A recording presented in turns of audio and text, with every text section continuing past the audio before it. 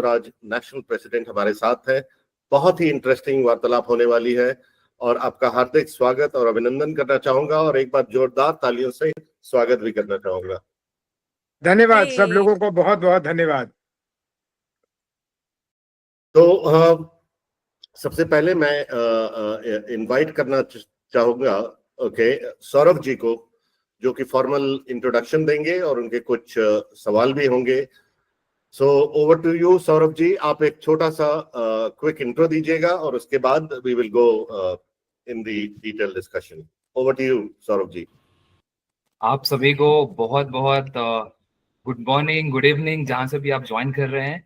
और Uday sir, warm welcome to our JSO first meeting. We are so pleased and honoured to have you with us today, and this is our first call and we are very delighted to just give you a context about and background about who Uday Singh ji is and why he is here with us. And so Shri Uday Singh ji is our first Rashtriya Adhyaksh of Jan Swaraj Party. He was appointed in May 2025, 3 महीने पहले। और ये एक ऐसी family से आते हैं जहाँ पे इनकी फैमिली ने हमेशा से जन सेवा में अपना जीवन त्यागा।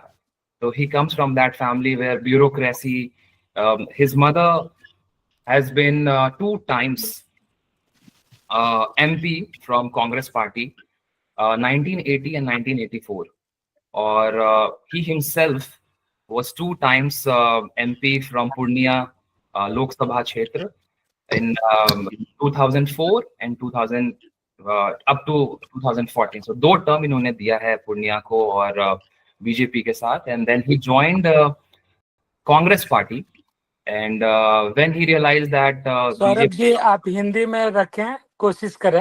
बिल्कुल बिल्कुल बिल्कुल। या तो जब उदय जी को लगा कि बीजेपी जो है अपने सिद्धांतों से भटक रही है और एक अलग दिशा में बढ़ने की कोशिश कर रही है, तो उन्होंने बोला कि नहीं, ये मेरा हो गया। और ये उस सिद्धांतवादी इंसान और परिवार से आते हैं। तो फिर उन्होंने रिजाइन किया बीजेपी से, फिर वो ज्वाइन किए कांग्रेस पार्टी, एंड देन वही चीज वहां पे फिर से उन्हें रिपीट दिखाई दी। एंड देन उन्होंने अपना जो है पूरा योगदान देने की कोशिश ठाना कि अब जन सुराज ही है नया भविष्य बिहार के लिए। तो हम बहुत आभारी हैं उदय जी कि आप जन सुराज ज्वाइन किए और आपके सिद्धांतों को देख के और आपके काम को देख के आपको जो है पूरे 150 वोटों से जो है पार्टी का राष्ट्रीय अध्यक्ष बनाया गया, पहला अध्यक्ष। और to set the tone Uday ji, we have few question. So I think आपको जन सुराज ओवरसीज के बारे में एक हाई लेवल इंफॉर्मेशन होगा।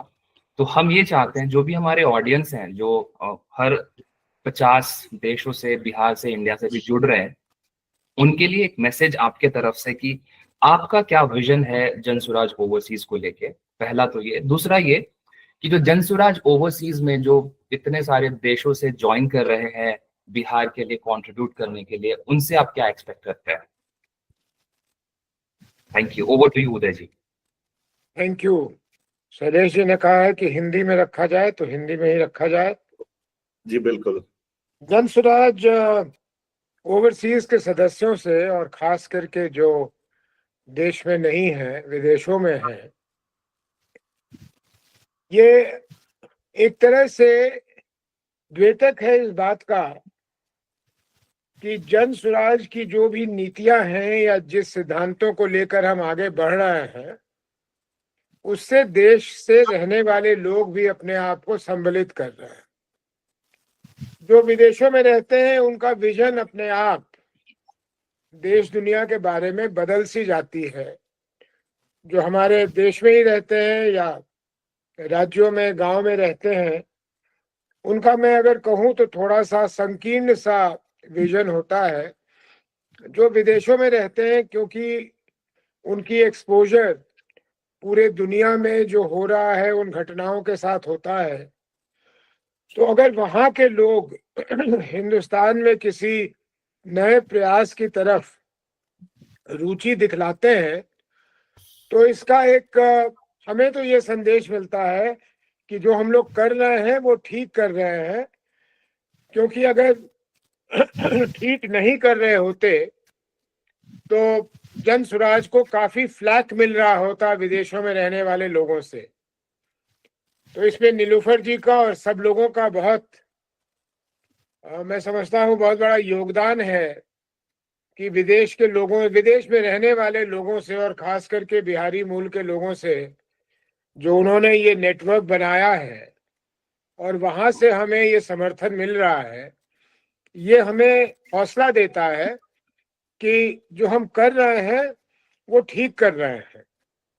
तो मेरा तो यही संदेश उनके लिए होगा कि आप वहां रहकर भी हमारे लिए और खास करके बिहार में और उससे भी खास करके इस चुनावी माहौल में जितने लोगों से आप वहां से संपर्क कर सकते हैं, जिस भी माध्यम से संपर्क कर सकते हैं, उनसे करें और उन्हें बताएं कि आप लोगों को भी जन स्वराज की विजन में विश्वास है और आप लोगों को भी ऐसा प्रतीत होता है कि बिहार में हम लोग एक सकारात्मक बदलाव कर पाएंगे। ये मैसेज आप जितनी जगह दे सकें, जितने लोगों को दे सकें, वो हमारे लिए बहुत ही महत्वपूर्ण होगा, बहुत ही कारगर सिद्ध होगा मेरे हिसाब से। तो शुरू में मुझे यही कहना था, जो प्रश्न हो बताइए। बहुत बहुत शुक्रिया उदय सर, बहुत अच्छे से आपने ये हमें समझाया। दूसरा ये कि जो जन स्वराज ओवरसीज के मेंबर्स हैं वो अभी तक हम लोग जो है बहुत क्लोजली प्रशांत जी के साथ और आर के मिश्रा सर के साथ काम कर रहे थे, कोऑर्डिनेट कर रहे थे। अब आप हैं लैंडस्केप में और आपका बहुत बड़ा रोल है हमारे पार्टी को लेके और जो अभियान चल रहा है, तो हम लोग आपसे क्या एक्सपेक्ट कर सकते हैं?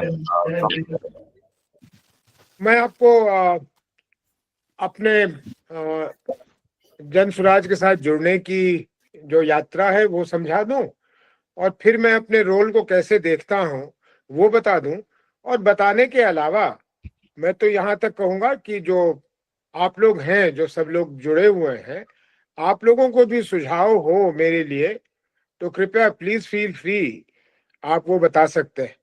तो जन स्वराज के साथ ऐसा हुआ कि पॉलिटिकल पार्टीज के साथ तो दो ही पॉलिटिकल पार्टी में मैं आज तक रहा हूं, बीजेपी और कांग्रेस में, और कई बार कह चुका हूं इसलिए रिपीट करने में अजीब लगता है। 2004 में मैंने कांग्रेस इसलिए छोड़ा था कि चुनाव के ठीक 15-20 दिन पहले वहां जो सिटिंग सांसद थे पप्पू यादव, वो लोजपा में चले गए और रामविलास जी ने मुझे बाद में कहा कि उन्होंने तो रियलाइज भी नहीं किया कि क्या हो रहा है।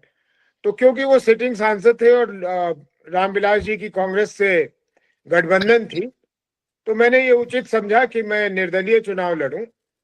और जब मैंने निर्दलीय लड़ने का फैसला किया तो मैं अब उनका कैसे धन्यवाद कर सकता हूं। हमारे आदरणीय स्वर्गीय अटल बिहारी वाजपेयी जी, जो उस समय प्रधानमंत्री थे देश के, उन्होंने मुझे बुलाया और बाकी बातों के बाद पूछा कि साहब अगर आप लड़ना चाहते हैं तो हमारी पार्टी में क्या खराबी। अब प्रधानमंत्री जी किसी एक अधने से आदमी से पूछ रहे हो तो वो तो हक्का बक्का होगा ही, लेकिन फिर भी मैंने उनसे 3-4 दिनों का समय मांगा। मैं अपने क्षेत्र में गया और मेरे क्षेत्र में क्योंकि मुसलमानों की आबादी बहुत है और उनकी बड़ी इच्छा थी कि मैं चुनावी मैदान में रहूं और वहां एक परिवर्तन हो, तो मैंने जब उनसे पूछा तो उन्होंने कहा कि नहीं साहब, हमें क्या मतलब है कि आप कहाँ से लड़ते हैं, हमें तो आप चाहिए। तो उस परिस्थिति में मैं चुनाव में लड़ने गया बीजेपी की तरफ से।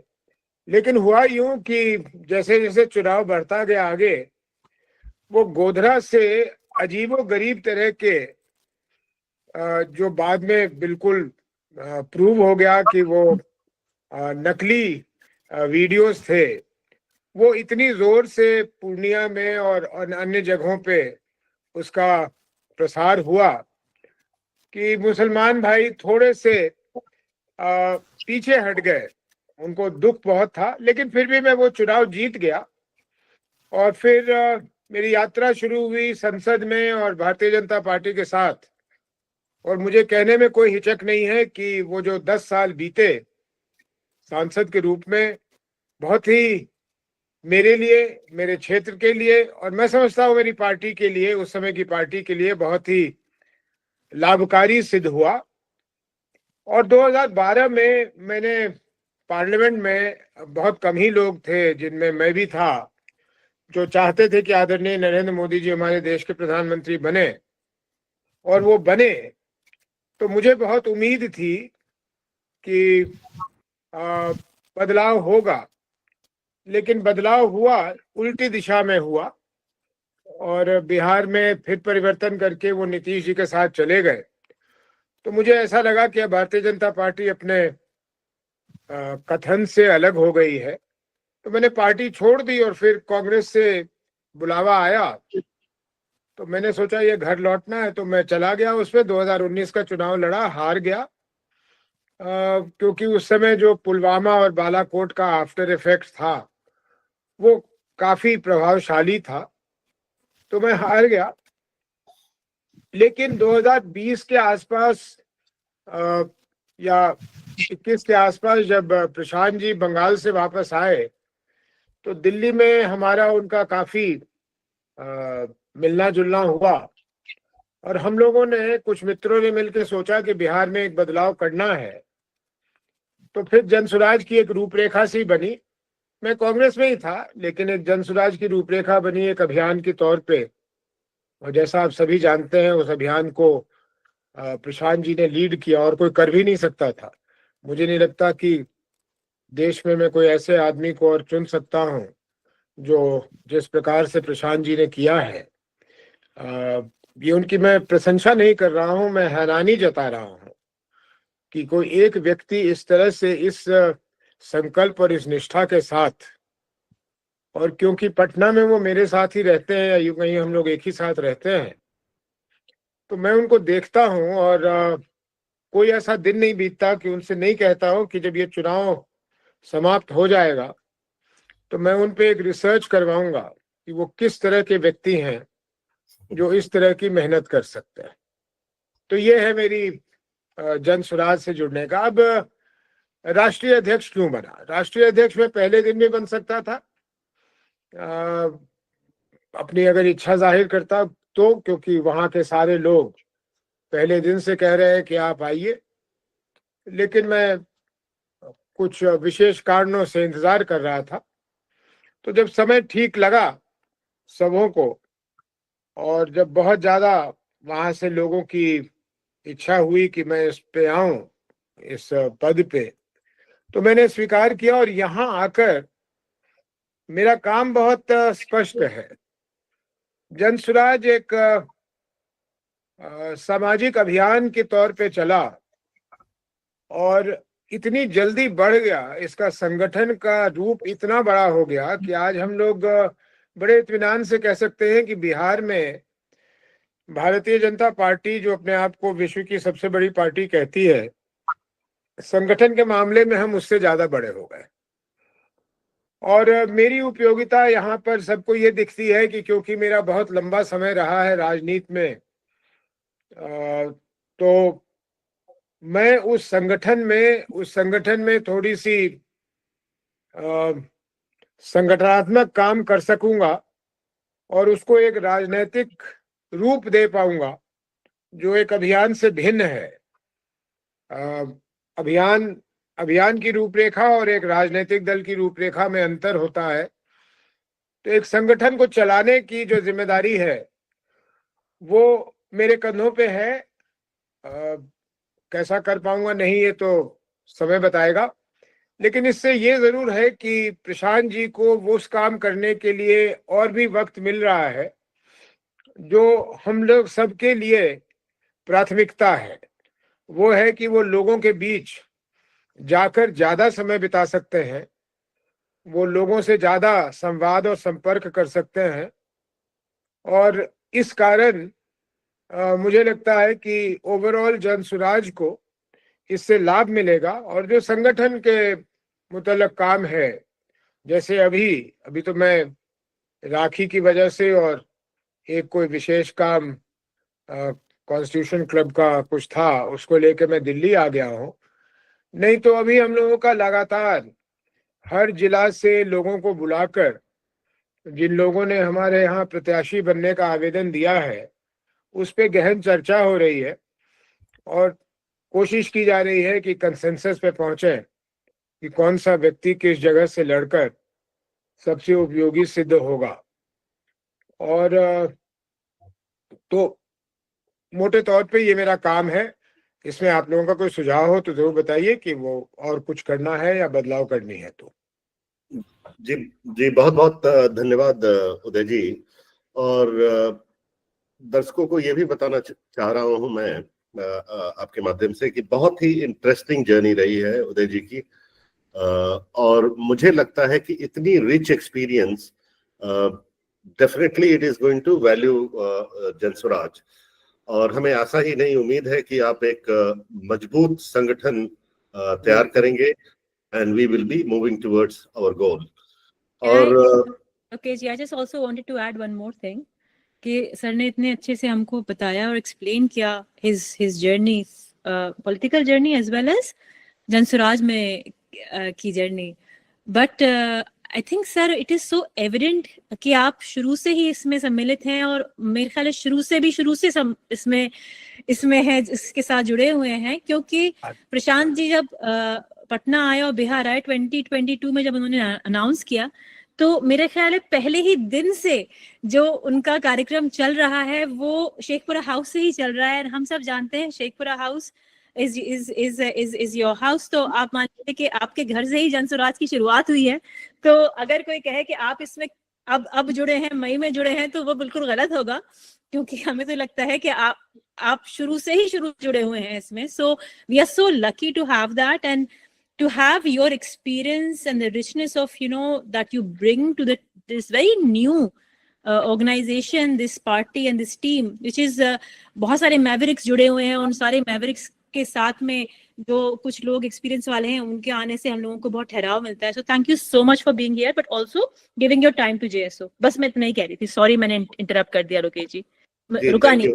जी जी जी, थैंक यू सो मच। और आगे बढ़ने से पहले मैं सभी दर्शकों को बहुत तहे दिल से शुक्रिया अदा करना चाहूंगा कि आप अपना समय निकाल रहे हैं। और बहुत ही इंटरेस्टिंग आज की डिस्कशन होने वाली है हमारी नेशनल प्रेसिडेंट के साथ, उदय जी के साथ।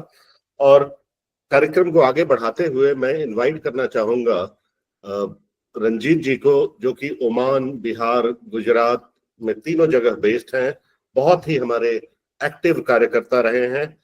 और अगर इनको एक शब्द में डिफाइन किया जाए तो रंजीत भाई को हम सब कहते हैं जनसुराज के गूगल हैं। तो ओवर टू यू रंजीत भाई, एक छोटा सा introduction and followed by your question. Thank you so much, धन्यवाद। जय बिहार और प्रणाम उदय जी, आपने समय निकाला, हम लोग के लिए समय निकाला, तो शुक्रिया। आई थिंक जनसुराज अभियान को मैं फॉलो करता था, उसके बाद अब पार्टी बन गई है तो उसमें भी शामिल हो गया। तो प्रशांत जी एक बार बताए थे, जो आप लोग अगर एक गांव का भी जिम्मा ले लें बाहर रहते हुए भी, तो काम हमारा आसान हो जाएगा। तो उसी समय हम लोगों ने इकट्ठा डिस्कशन किया, बोला नहीं ये किया जा सकता है। और चूंकि जनसुराज अभियान को मैं फॉलो करता था तो मेरे लिए ज़्यादा डिफिकल्ट नहीं था क्या करना है। तो उसी सिलसिले में मैं डिसाइड किया मैं कम से कम 90 दिन गांव में दूंगा इलेक्शन से पहले तक। सौरभ है हमारे गांव का ही निकल आया। सच की ताकत देखिए, सौरभ और मेरा गांव अलग अलग है लेकिन 1.5 किलोमीटर अंतर पर है। एक दूसरे को जानते नहीं थे बट फैमिली फ्रेंड, मेरे फादर, उसके फादर, मेरे दादा, उनके दादा, घर में आना जाना सब था, लेकिन हम लोग कभी ना मिले थे ना कभी बात किए थे। तो ये जनसुराज की ताकत है, हम दोनों को इकट्ठा एक प्लेटफॉर्म पे ले आया। और हम लोग एक सोचा जो हम लोग ग्राउंड कैंपेनिंग करेंगे। अब वो कैसे करेंगे वो भी इजी हो गया, बिकॉज जनसुराज अभियान ने दिखाया है कैसे करना है। वही चीज किया, अंतर इतना था, उतना हर एक वार्ड में 4 से 5 घंटा हर एक घर में जाना। नाम दिया हम लोग उसको हर घर दस्तक। और करीब हम लोग 24 वार्ड में गया। एक हमारा मोरवा साउथ विलेज है, एक सौरभ का है मोरवा नॉर्थ विलेज, और एक बगल का पंचायत है वो सरारंजन कंस्टिट्यूएंसी में पड़ता है। तो 24 रंजीत भाई इसमें ये बता दूं कि रंजीत भाई ओमान से पहुंचे और सौरभ कनाडा से पहुंचा। और ये JSO की ताकत है कि ना रंजीत भाई सौरभ को जानते थे JSO से पहले, ना सौरभ रंजीत भाई को, मगर JSO के थ्रू आपस में मिले और एक साथ पहुंचे अपने अपने गांव और हाँ, ग्राउंड प्लान भी नहीं किया था, वो भी जा रहा था, मेरा भी प्रोग्राम था। जो हमको 3 महीना देना है तो एक बार नहीं दे सकते हैं, टाइम का लिमिटेशन है, तो वैसा करके किया। और जो जो लोग अभी ग्राउंड एक्टिविटी करना चाहते हैं, ग्राउंड कैंपेनिंग करना चाहते हैं, उसके लिए सौरभ एक बहुत बढ़िया डॉक्यूमेंट भी बनाया है। ज्यादा कुछ करना नहीं है, एक टोटो लेना है, उसमें बैनर लगाना है, कोलेटरल जनसुराज से मिल जाता है। अब हम लोग जब तक किए थे, जब तक बस्ता नहीं आया था, अब बस्ता आ गया है, अब पीएलसी आ गया है, परिवार लाभ कार्ड आ गया है। अगर गांव में परिवार लाभ कार्ड किसी को नहीं पहुंचा है, वो जुगाड़ कर लें, जनसुराज से मिल जाएगा आपको। बस्ते का सिंबल जुगाड़ कर लें, वो मिल जाएगा। 5 काम हो जाएगा, वो मिल जाएगा। संकोच शर्म नहीं करना है, घर घर चले जाना है। पहला दिन जाएंगे तो आपके साथ 2-3 जन रहेंगे, दूसरा दिन जब करेंगे तो 5-6 जन रहेंगे। और कारवा जैसा जनसुराज अभियान का हुआ प्रशांत जी के साथ, वो बहुत बड़ा हुआ। बट आपके साथ यकीन मानिए, गांव के लोग में बहुत ही थैंकफुलनेस है, कृतज्ञता बहुत है। एक मैं छोटा एग्जाम्पल देता हूँ। एक टोली में गया था, पासवान टोली था, स्कूल की बात मैं कर रहा था। वो 67 से पहले मेरे दादा एक्सपायर की 1960 की बात कर रहा था। वो बंदा 50 साल का बंदा, जो इसी के दादा ने ये ब्लॉक बनवाया था यहाँ पे। तो ये लोग स्कूल बनवाएंगे। इतनी कृतज्ञता गांव के लोगों में अभी भी है। और तो मैं तो यही कहूँगा, जो हम लोग प्रयास जारी रखेंगे और सब लोग कंधा लगाएंगे। बिहार सबका है, केवल प्रशांत जी का तो है नहीं। बिहार का भला होगा तो बाहर बैठे लोगों का ज्यादा भला होगा। मैं सूरत में रह पाता हूँ बिकॉज मुझे ट्रांसपोर्टेशन में दिक्कत होता है। बिहार से जाएंगे मिडिल ईस्ट तो 20 घंटा कम से कम लगता है। यहाँ से मैं 3 घंटा में पहुँचता हूँ दुबई। तो अंतर आएगा, बिहार चेंज होगा। हम लोग भी गाँव वापस जाना चाहते हैं और नेक्स्ट जनरेशन को भी चाहते हैं वो गाँव से जुड़ा रहे। तो इसी लोभ में जुड़ा हूँ जनसुराज से। सर मेरा क्वेश्चन एक है, क्वेश्चन कम समझिए, एक एडवाइस चाहिए आपसे। हम लोग नेपोटिज्म परिवारवाद के खिलाफ है, लेकिन प्रतिभा के खिलाफ तो नहीं हो सकते। तो बहुत सारे ऐसे कैंडिडेट होंगे, पारिवारिक परिवार से भी होंगे, जिनमें प्रतिभा भी है, जिनको शायद जन समर्थन भी मिले, जो शायद हमारे लिए सीट भी निकाल के ले आए। तो उसको तो टिकट देना ही देना है। आई थिंक हम लोग जब लड़ाई में है, बड़ी लड़ाई में है, तो नहीं देने का कोई सवाल ही नहीं उठता। नेचुरली है, हमारे अपोजिशन इसको एक काउंटर नैरेटिव की तरह यूज करेंगे, तो उसमें हम लोग का क्या जवाब हो सकता है। तो मेरा यही सवाल है और thank you so much. Ranjit ji, आपने अपने बारे में बताया जी, और अंत में जो बात पूछ दी उसने मुझे पेश में डाल दिया। पूर्णिया के लोगों की ये मैं क्या कहूँ, ये मांग ही नहीं है, ये अजीब किस्म का दबाव है कि मुझे एक I have a son and a daughter, both are well educated, accomplished, और वहां इतना दबाव है मुझ पर कि या मैं अपने बेटे को लड़वाऊं या अपनी बेटी को लड़वाऊं, नहीं तो दोनों को लड़वाऊं। और मैंने साफ इनकार कर दिया है कि जिस चीज पे हम दूसरों पे उंगली उठाते हैं, राष्ट्रीय अध्यक्ष होने के नाते मैं किसी भी कीमत पर ये नहीं होने दूंगा। और ये डायरेक्टली इन कॉन्फ्लिक्ट है जो आप कह रहे हैं, क्योंकि ये सच है कि मैं सांसद रहा और मेरे बच्चे हैं, और उनके लड़ने से ये होगा कि परिवारवाद की बू आएगी। लेकिन अगर उनमें प्रतिभा होगी तो उनको आगे आना चाहिए। लेकिन ये मेरे लिए एकेडमिक डिस्कशन है, इस बार तो वो नहीं लड़ेंगे, कोई प्रश्न ही नहीं है। लेकिन ये एक लार्जर क्वेश्चन है। अब डॉक्टर का बेटा अगर ट्रेन होके एमबीबीएस करके एमडी करके डॉक्टर बनता है, उसे हम परिवारवाद नहीं कहते। हमारे यहाँ बिहार में भी और हरियाणा में खास करके उत्तराखंड में 3-3, 4-4 जनरेशन है जिन्होंने आर्म्ड फोर्सेस में अपनी जिंदगी बिताई है। हम उन्हें परिवारवाद नहीं कहते। आप लॉयर्स को देख लीजिए, जजेस में देख लीजिए, वो अगर घर का एक माहौल सा बन जाता है तो बच्चे ऑटोमेटिकली उन चीजों को फॉलो करने लगते हैं।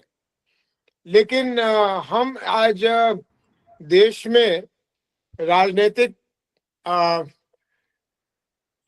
कैनवस पे ऐसी जगह पहुंच गए हैं कि बहुत बार जब ये परिवारवाद कहा जाता है तो इसमें सच्चाई भी होती है।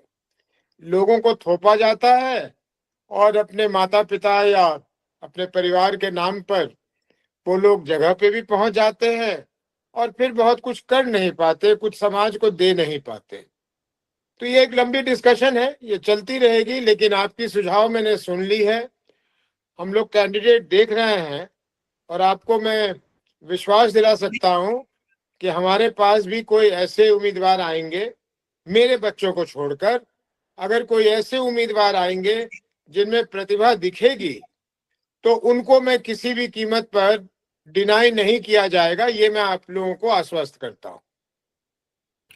Thank you sir, thank you. और एक लास्ट, मैं स्पेस वगैरह में जाते रहता हूँ, लगाते रहता हूँ, लड़के लोगों का मैसेंजर का एक बड़ा स्ट्रॉन्ग कमेंट आता है, उसने स्पेशली मुझे बोला ये सवाल भी, एडवाइस दे दीजिएगा सर को।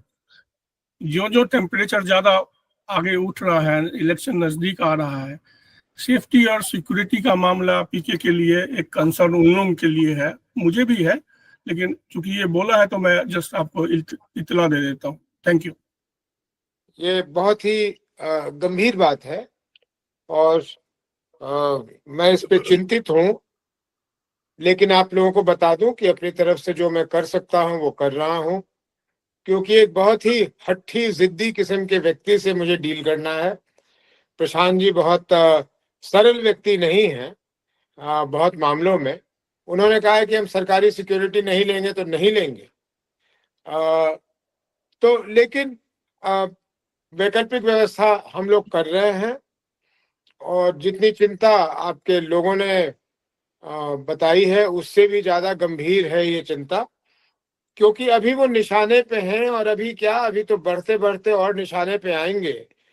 क्योंकि अगर गठबंधनों की बात करें तो दोनों गठबंधन के लिए अभी सबसे बड़े जो चुनौती के रूप में जिनको लोग देख रहा है वो प्रशांत जी को देख रहा है, जनसुराज को देख रहा है। और पागल लोगों की तो कमी है नहीं समाज में, इसलिए हम लोग we are very conscious of the fact कि इस पे हम लोगों को ध्यान देना है। जी बहुत बहुत धन्यवाद उदय जी, और बहुत ही रेलेवेंट सवाल रजित भाई आपने पूछा। और उन लड़कों को भी धन्यवाद, क्योंकि हमेशा हमें डर लगा रहता है कि कहीं कुछ अनहोनी हो जाए। तो definitely it is worth introspecting the security around PK and so on. और कार्यक्रम को आगे बढ़ाते हुए मैं इनवाइट करना चाहूंगा अब्दुल रहमान साहब को, जो कि कतार में बेस्ड हैं, बहुत ही एक्टिव मेंबर हैं। और अब्दुल रहमान साहब एक छोटा सा अपना परिचय दीजिएगा and followed by your question. Over to you. नमस्कार सर, उदय सर नमस्कार। नमस्कार। और मेरा नाम अब्दुल रहमान है और मैं जेएसयू का हेड हूँ, कुवैत से मेरा ताल्लुक है।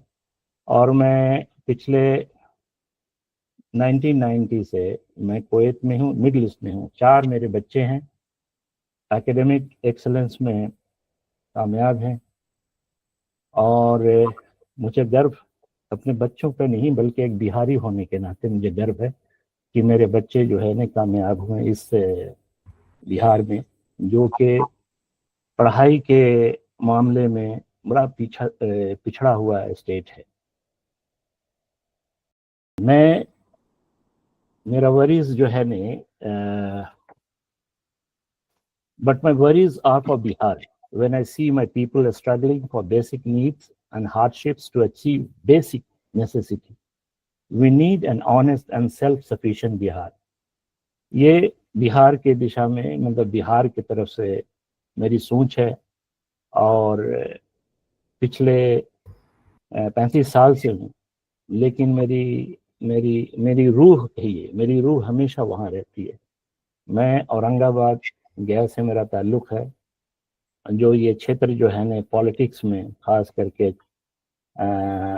बड़ा ही मशहूर है, और उस क्षेत्र में जन्म होने के नाते जो है ना थोड़ा सा इंटरेस्ट है पॉलिटिक्स में भी, और ख़ास करके अपने बिहारियों के लिए।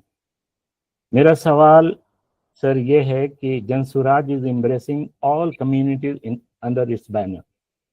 Now, how much harm it will bring if we are not careful in answering the question of channels or YouTubers? Because politeness is well accepted in every walk of life and within the communities.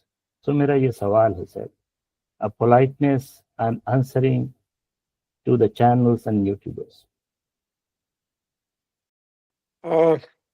Thank you Abdul Rahman साहब। पहली बात तो आप औरंगाबाद से मतलब रखते हैं। आपको बता दूं कि सत्येंद्र बाबू छोटे साहब was the father-in-law of my sister. So Nikhil Babu is my eldest brother-in-law. So I know Aurangabad and the people from there. To answer your question, I didn't quite follow. Are you trying to say that some of us are not very polite with YouTubers, or that we are not forthright with them? So if you could repeat your question.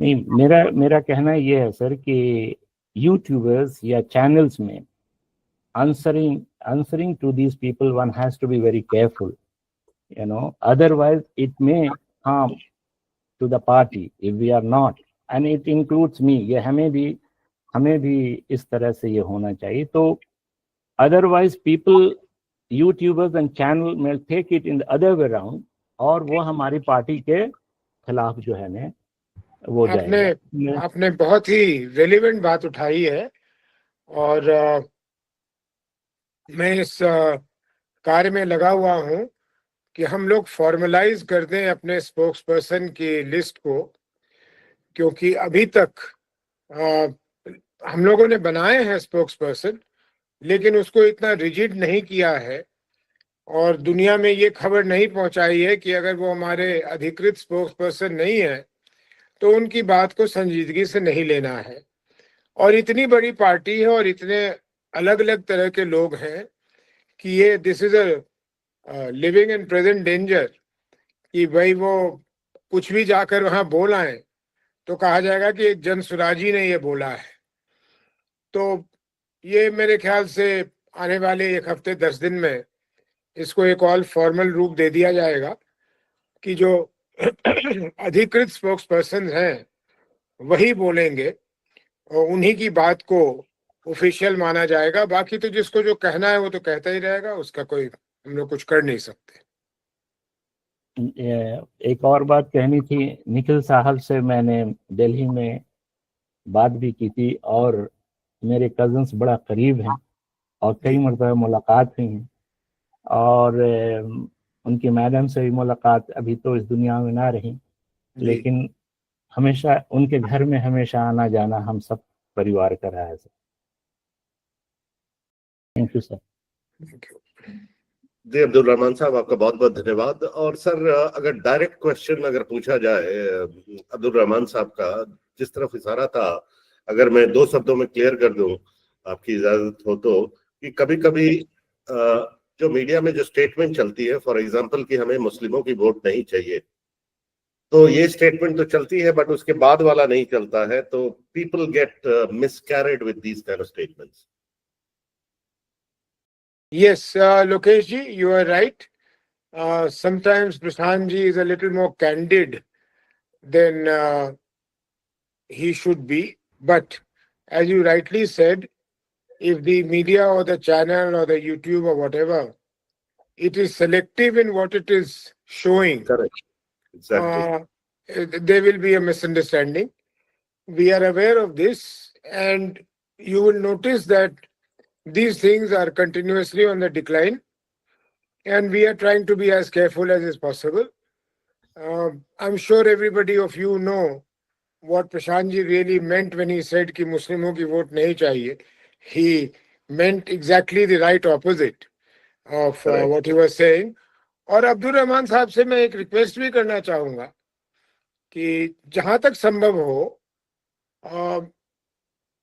मैं तो इस कोशिश में लगा ही हुआ हूं, हमें मुसलमानों को ये समझाना है कि हम उस क्रिटिकल मास पे जरूर पहुंचेंगे वोट के मामले में, जहां अगर हमें मुसलमान भाई कंधा लगा दें तो हम ये बदलाव कर बैठेंगे. उनके मन में जो डर है, और उस डर को we should be absolutely frank about it, उनको डर ये है कि अगर वो जनसुराज की तरफ पूरी तरह से आ जाए और जनसुराज उतने वोट मस्टर ना कर सके और कहीं वहां फिर एनडीए जीत जाए, क्योंकि जो माहौल देश का बन गया है, एक मुसलमान के लिए अभी भारतीय जनता पार्टी अब एक पॉलिटिकल पार्टी नहीं रह गई है. वो एक दुश्मन वाला व्यवहार उसके जहन में है, उसके मन में है. तो हमें इसको पार करना है. तो और ये धीरे धीरे अपने आप